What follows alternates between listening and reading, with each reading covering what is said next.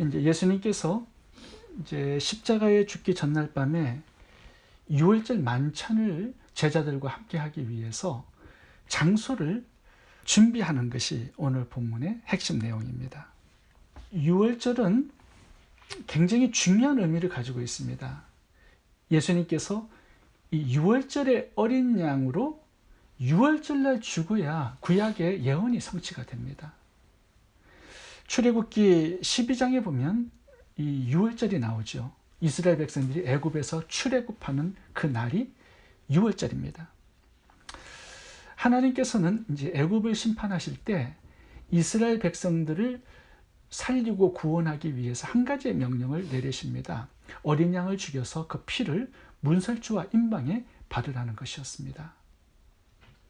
내가 피를 볼 때에 내가 너희를 넘어가리라. 죽음을 넘어가겠다고 구원을 약속하신 것입니다. 어린 양의 피가 발라져 있지 않은 집은 다 죽음이 찾아왔습니다. 그런데 피를 바른 집에도 누군가 죽기는 죽었습니다.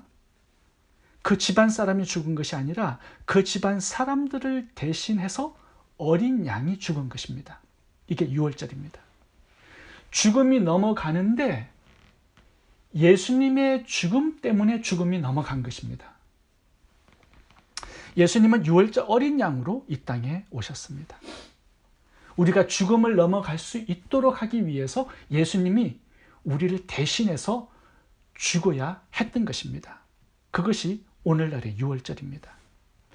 침례 요한은 요한복음 1장 29절에서 예수님을 이렇게 표현했습니다. 세상 죄를 지고 가는 하나님의 어린 양이로다. 고린도전서 5장 7절에도 동일한 말씀이 나옵니다.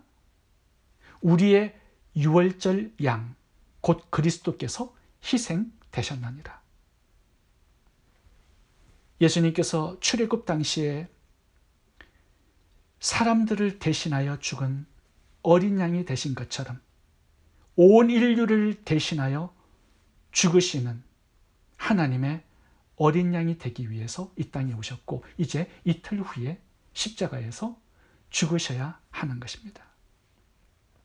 그런데 이 죽음이 쉽지가 않았습니다. 오늘 본문에 그 이야기가 나오는데요. 문제가 뭐냐면 예수님을 십자가에서 죽여야 되는 이 종교 지도자들이 처음에는 계획을 꾸몄습니다. 유월절날 예수님을 죽이려는 계획을 잘 짰어요. 그런데 이 계획이 뒤틀려집니다. 마가복음 14장 1, 2절을 보시면요.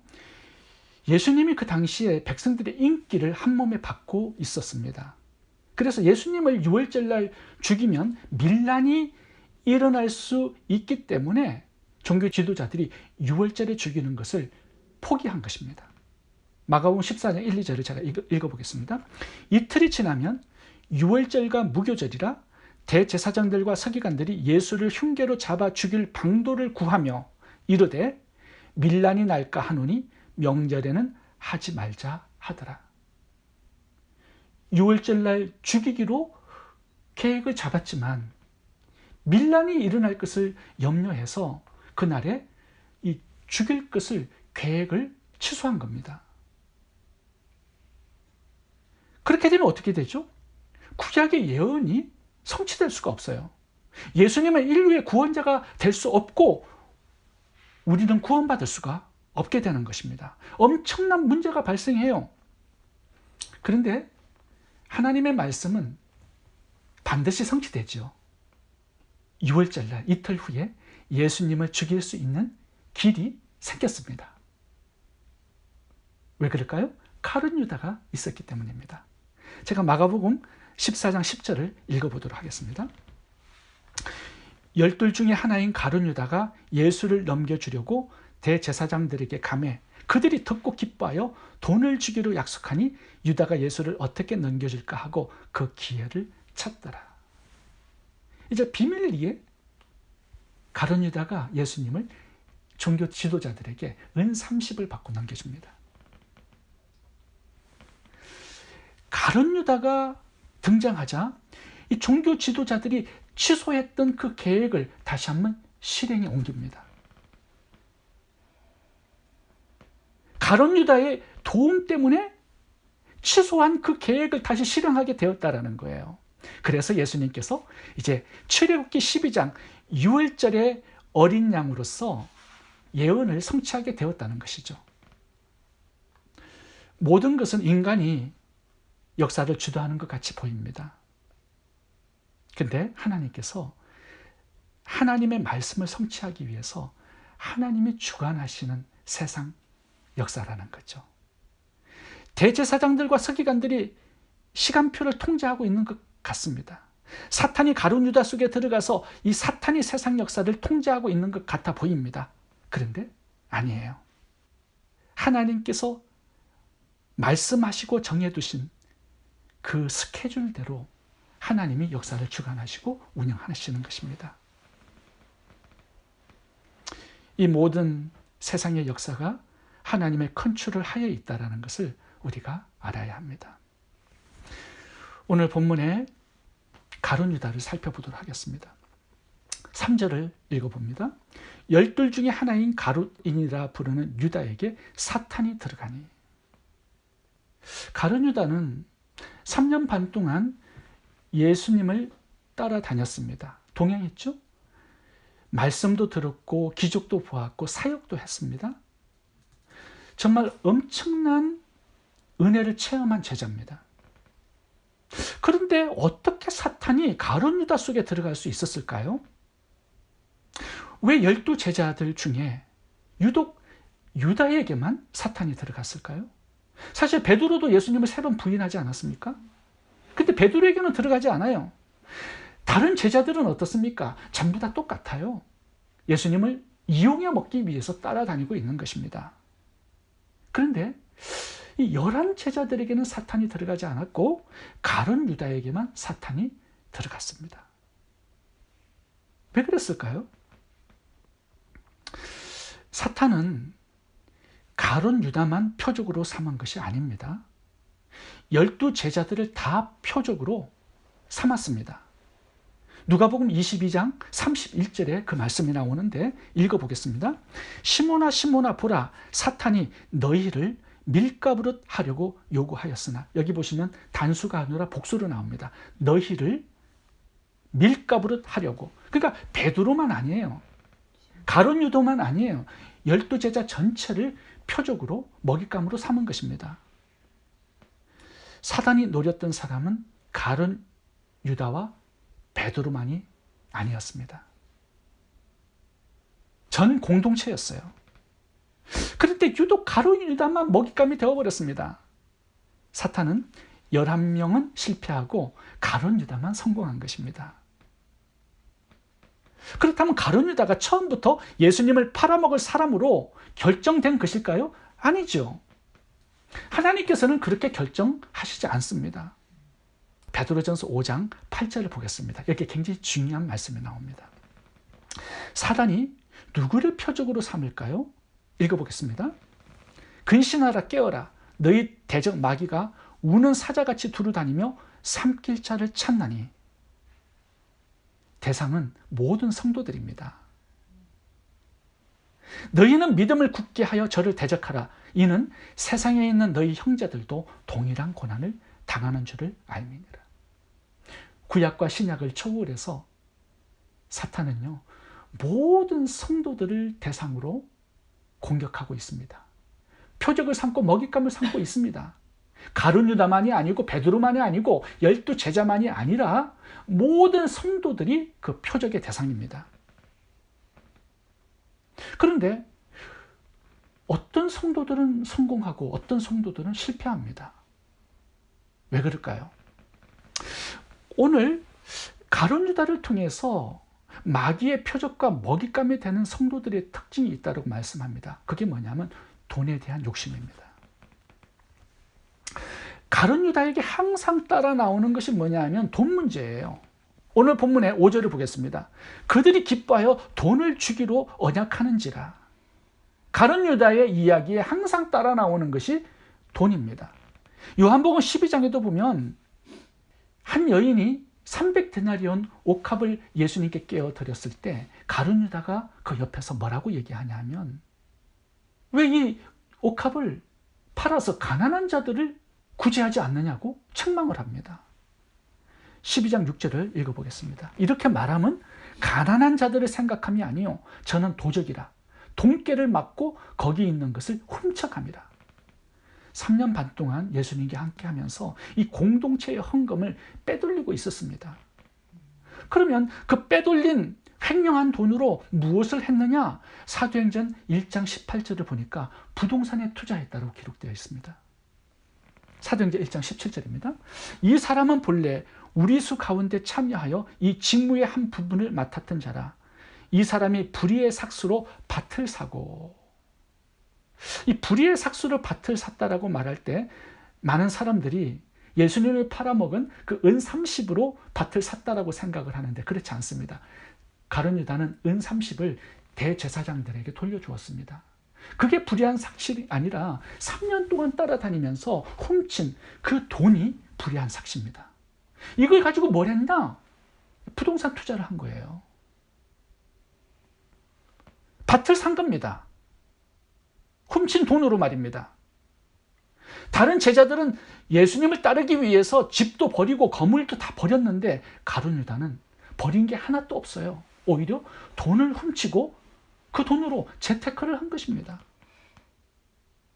가룟 유다는 예수님을 한 번 배반한 것이 아니에요. 3년 동안 계속해서 예수님을 배반해 왔던 것입니다. 누가 사탄의 먹잇감이 되는 것입니까? 돈의 노예가 된 사람, 돈에 정직하지 못한 사람이에요. 돈에 집착하고 탐욕이 있는 사람들입니다. 모든 성도들이 사탄의 표적이 되지만 먹잇감이 되는 사람들은요, 돈에 욕심이 있는 사람들입니다. 사단은 강압적으로 그 속에 들어가지 않습니다. 자기 자신이 그렇게 만드는 거예요. 더러운 마음이 더러운 영을 불러오게 됨을 깨달으시기 바랍니다. 사단이 가룟 유다 속으로 들어갔다라는 것은요, 이미 그의 마음을 사단에게 지속적으로 내어주었기 때문입니다. 성경에서 가룟 유다의 이야기를 보면 한 가지 재미있는 사실이 있습니다. 그게 뭐냐 하면 가룟 유다가 예수님을 주님으로 부른 적이 단 한 번도 나오지 않습니다. 겟세마네 동산에서 예수님을 로마 군병들이 잡으러 왔을 때 가룟 유다가 예수님을 향하여 뭐라고 부릅니까? 랍비여라고 부릅니다. 선생님.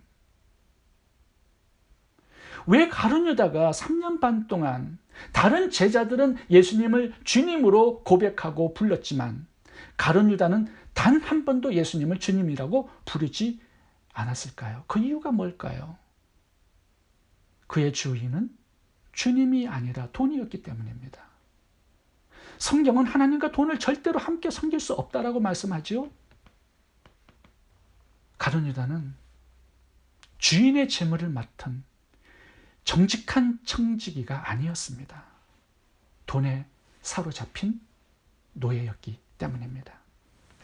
우리가 교회에 나와서 예배도 드리고 기도도 하고 말씀 공부도 하지만 우리의 주인이 예수님이 아니고 돈이 될 수 있습니다. 돈을 사랑하고 돈을 목적하고 돈을 따라갈 수 있습니다. 돈 때문에 사탄에 사로잡히고 영혼을 잃어버리는 어리석은 자들이 되지 않기를 바랍니다. 세 번째로 마가의 집 종을 살펴보겠습니다. 예수님은 이틀 후에 이제 십자가 죽음을 앞두고 제자들과 함께 유월절 만찬을 먹을 장소가 필요했습니다. 그래서 베드로와 요한을 이제 보냅니다. 8절부터 읽겠습니다. 예수께서 베드로와 요한을 보내시며 이르시되 가서 우리를 위하여 유월절을 준비하여 우리로 먹게 하라. 여짜오되 어디서 준비하기를 원하시나이까? 이르시되 보라, 너희가 성내로 들어가면 물 한 동이를 가지고 가는 사람을 만나리니 그가 들어가는 집으로 따라 들어가서 12절 읽겠습니다. 그리하면 그가 자기를 마련한 큰 다락방을 보이리니 거기서 준비하라. 이 12절에 큰 다락방 나오죠. 이 다락방이 마가의 집 다락방입니다. 이 마가의 다락방이 예수님의 유월절 만찬을 위한 도구로 장사로 쓰임을 받았습니다. 그리고 이 마가의 다락방은요, 이제 사도행전 1장에 보시면 120문도가 모여서 기도했을 때 성령이 강림하시죠? 성령 강림의 장소가 됩니다. 그리고 이 마가의 다락방이 초대교회, 예루살렘 교회의 모태가 됩니다. 엄청나지요? 이 마가의 다락방이요, 초대교회와 세계 선교 역사의 중심이 되는 엄청난 집이 되어버립니다. 주께서 쓰시겠다고 하신 그날 밤, 그 다락방에 물론 다른 계획들이 있었을 겁니다. 그런데 자신의 계획을 내려놓고 주님께 내어드린 이 마가의 다락방, 작은 친절과 헌신이, 이 섬김이 마가의 인생에 큰 축복의 분기점이 되었습니다. 오늘 10절에 보시면 마가의 집 종도 나옵니다. 10절에 보시면 물 한 동이를 가지고 가는 사람을 만나리니 그가 들어가는 집으로 따라 들어가서 유월절을 준비하라고 말씀합니다. 그러니까 이 물동이를 가지고 가는 사람은 마가의 종이었습니다. 근데 중요한 것은 이 사람이 여자가 아니라 남자였습니다. 영어로 보시면 a man이라고 나오고요, 헬라어 원문에도 남자로 나와 있습니다. 그러니까 예수님께서 베드로와 요한을 보내면서 한 남자가 양동이에 물을 길러 가는 것을 볼 것인데 그 사람을 따라가서 유월절을 준비하라고 하신 것입니다. 한 여자라고 했다면 그 당시에 모든 여자들이 물을 길러 다녔기 때문에 굉장히 순종하기가 어려웠을 거예요. 근데 예수님은 한 남자라고 지정을 해주셨습니다. 당시에 물을 길는 거 여자들의 일이었어요. 근데 한 남자가 물동이를 지고 가는 겁니다. 이 마가의 집에 그 당시에 어떤 사정이 있었는지 모르지만 여종들이 전부 다 몸이 아팠던 것 같습니다. 그래서 그날은 마가가 이 남종에게 물을 길러 오라고 명령을 내렸던 것 같아요. 근데 이 남자 종의 입장에서는요, 이게 굉장히 순종하기 어려운 명령이었습니다. 사람들 보기에 창피하고 부끄럽고 민망한 일이기 때문이죠. 모든 여자들이 물을 길르는데 이 사람만 남자예요? 창피한 일이었을 겁니다. 그런데 순종하면서 물동이를 쥐고 간 그날, 마음 내키지 않은 일, 어쩌다가 억지로 하게 된 이 순종이 자기도 모르는 사이에 오늘 본문에 기록된 것입니다. 하나님의 역사의 한 장면에 기록이 되었어요. 그가 길러온 그 물이 어떤 물인지 아십니까? 예수님이 세족식에 사용한 물이 되었습니다. 억지로 한 그 순종, 역사의 길이 남을 세족식 물이 되었다라는 사실입니다. 부끄러운 일이라고 생각했는데 아니었어요. 억지로 한 순종이었는데 아니었어요. 그 작은 일에 충성하다 보니까 예수님의 위대한 사역에 쓰임받는 주인공이 된 것입니다. 우리들도 이런 일들이 많았으면 좋겠습니다. 교회에서 하기 싫은데 억지로 어떤 일을 감당하다가 목사님이 시켜서 억지로 큐티도 하고 예배도 하고 구제 전도 선교하다가 예수님의 구속사역에 쓰임받는 주인공이 되는 축복이 저희들에게 있기를 바랍니다. 아멘. 내가 하기 싫은 일, 좀 부끄러운 일을 하나님이 명령하실 때 오늘 물동이 지고 가던 한 남자가 생각나면 좋겠습니다. 나도 순종할 때 역사의 주인공이 될 수 있구나, 이것을 기억할 수 있기를 바랍니다. 기도하겠습니다. 좋으신 하나님, 저희들은 가룟유다가 아니라 마가처럼, 마가의 종처럼 하나님의 구속 역사를 성취하는 복된 도구로 쓰임받는 은혜가 있게 해 주옵소서. 예수님 이름으로 기도합니다.